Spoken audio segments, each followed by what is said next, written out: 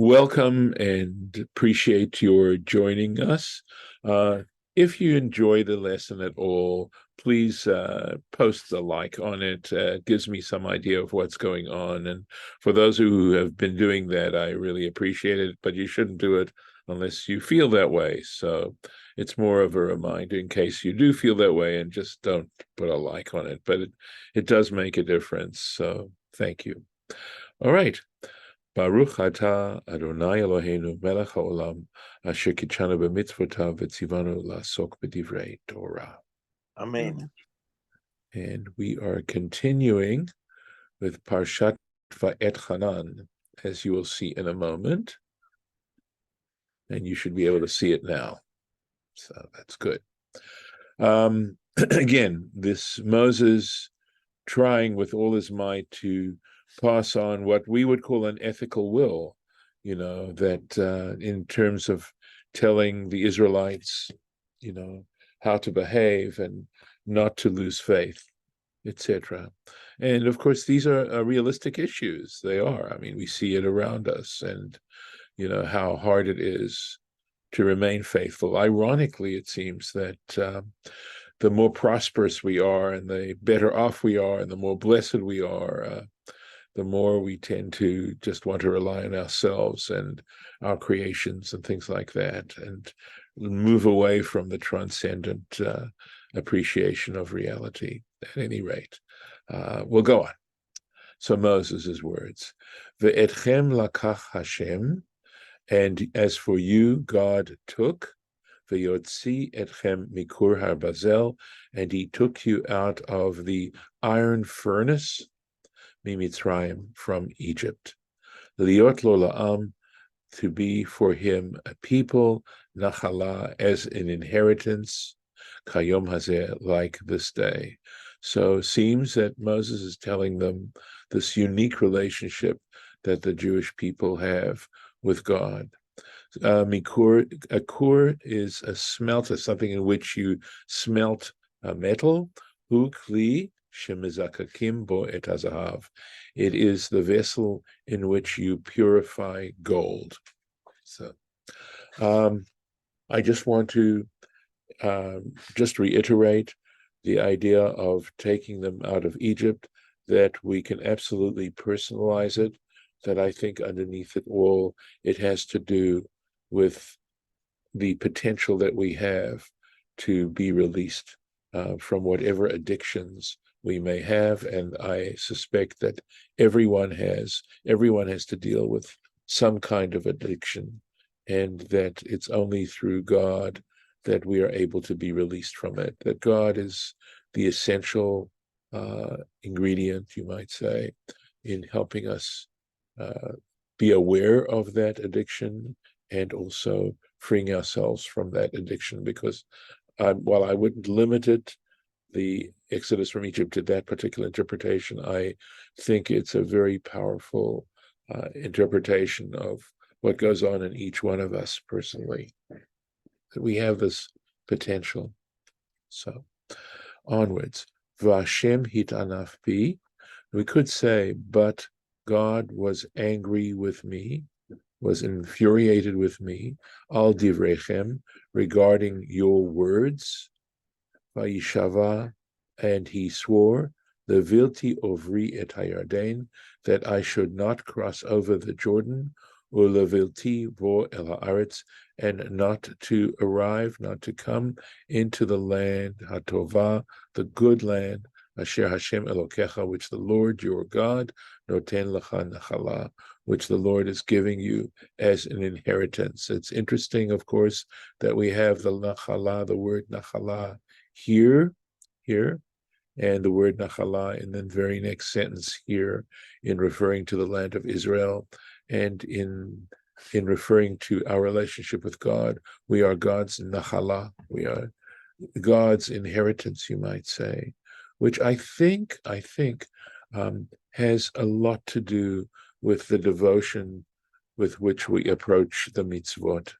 That in that sense, we are God's nachala, in that God can command us and we can respond positively as our choice.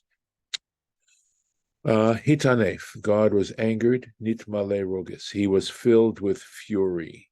Al divrechem, concerning your words, what are we talking about? Al odotechem, al iskechem. So he says what it has to do with when it says your words. It has to do on your account, right, because of what you were doing, and also your affairs, what you, again, another way of approaching what the Israelites were doing.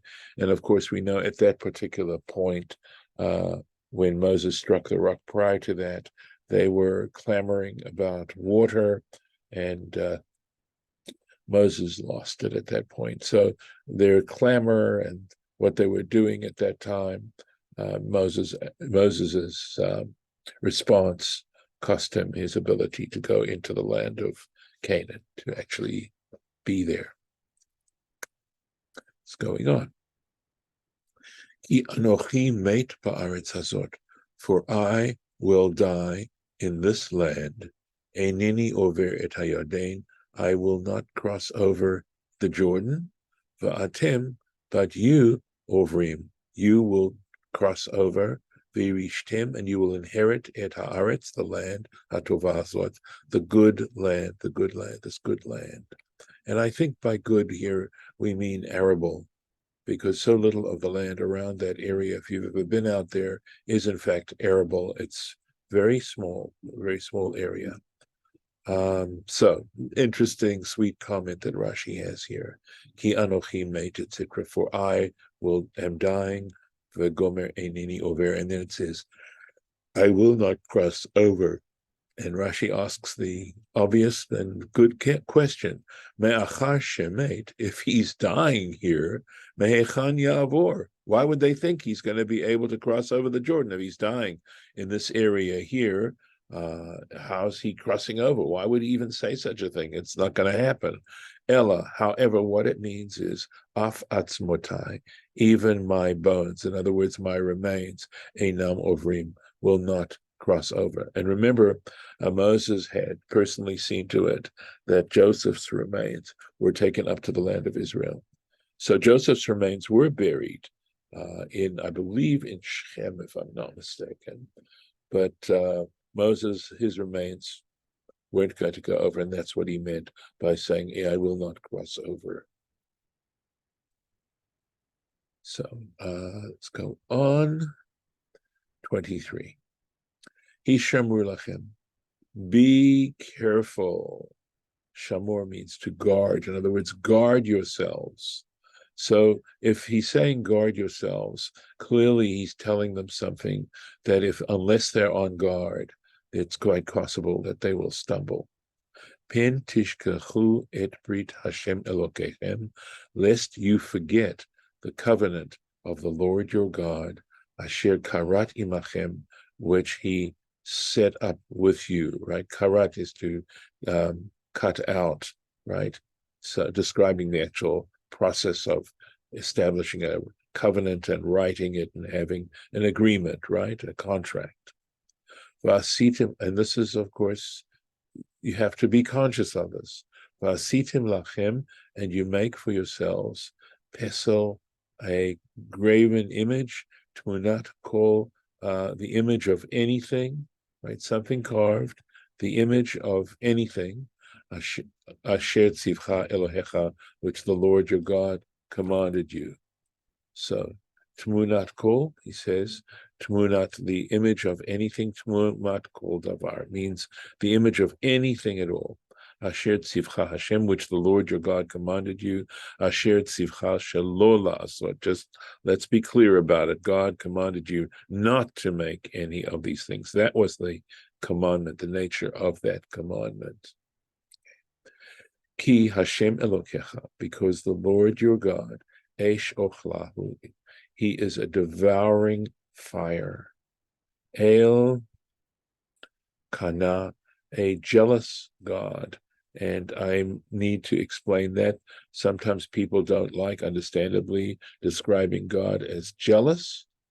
I would say that all it's saying is that jealous in the sense that if we worship some other an idol or some other god that's not Hashem. God takes that very personally, if I may use such words, and will do. It's like a jealous spouse, right? When one of the parties is unloyal, and that comparison is made. It's made by Moses elsewhere. It's made by many of the prophets, comparing the relationship of God and the Jewish people to a husband and a wife being faithless, and not being loyal, and the punishments following, the consequences following of that. So, Ale, going into the Rashi, Ale Kana. So he's explaining it too. He says Mekane Linkom. So he says he is jealous to take revenge, to the point where he will take revenge. And here's this French word, emportement, it looks like, in Belaz, and Eifer in the Yiddish. And I think, again, it must mean jealous, something like that.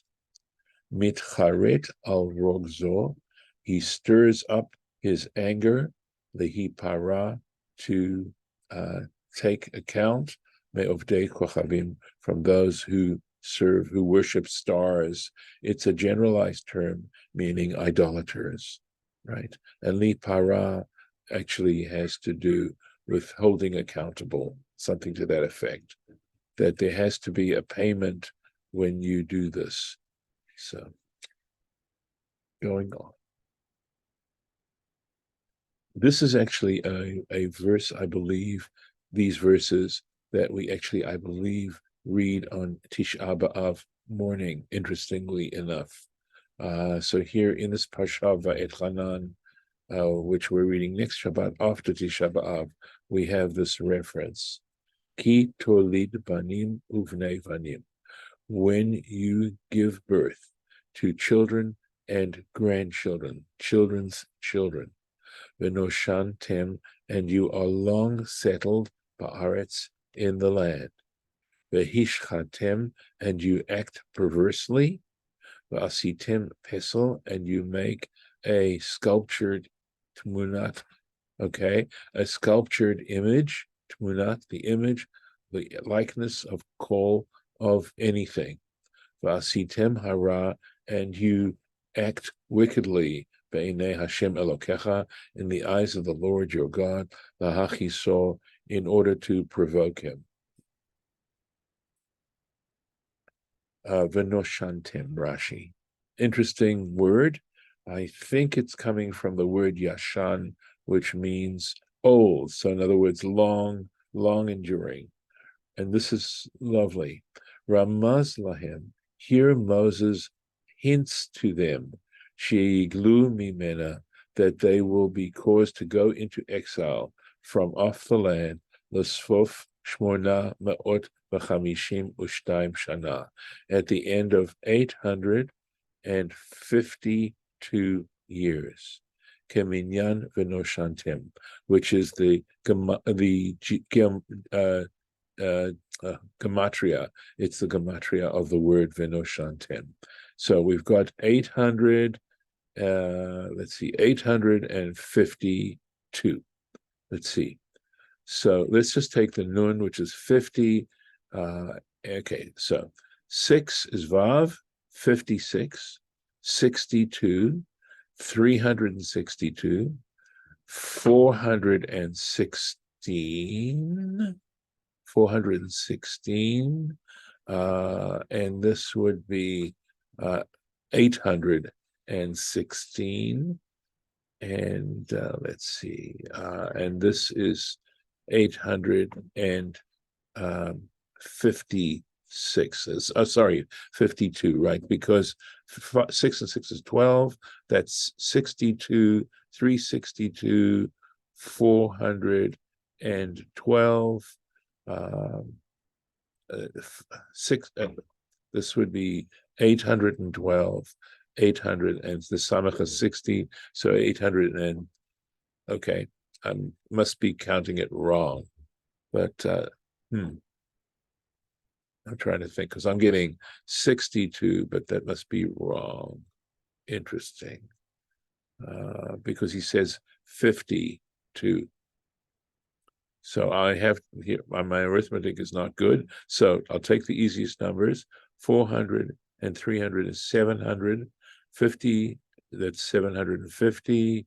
And this is 800. This is 860. This is 60. There's no, I don't know. I must be doing something wrong. Okay. I thought I got it right before, but so this is 300 and 4 is 7. This is 8, 8. This is 8, 860. And all right, forgive me. I am not doing well on my addition here.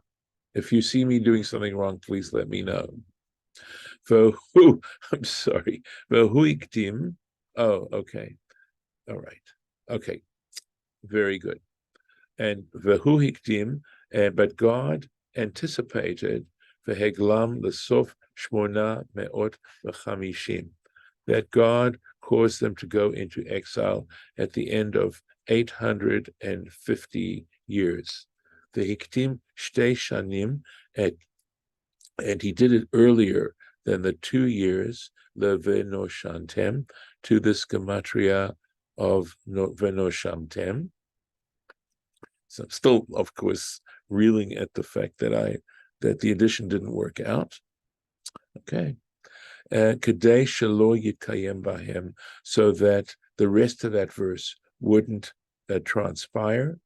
Ki avod tevin, because he goes on to say, you will surely perish.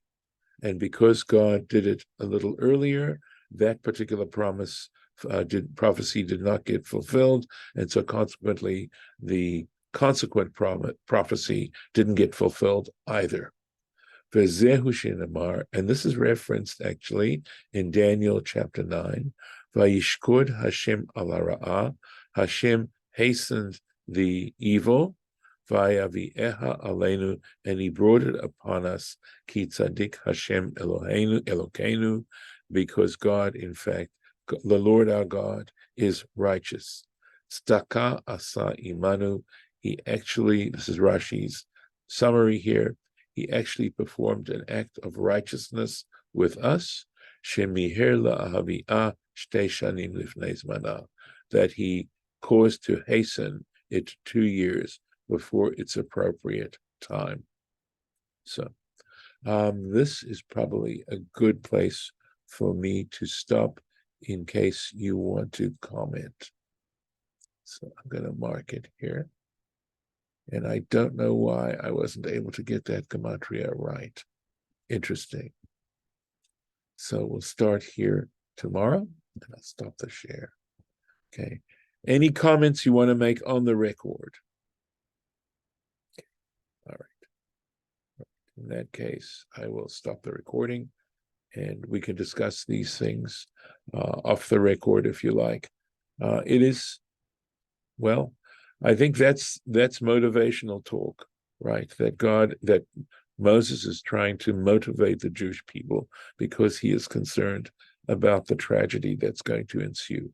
So, to be continued.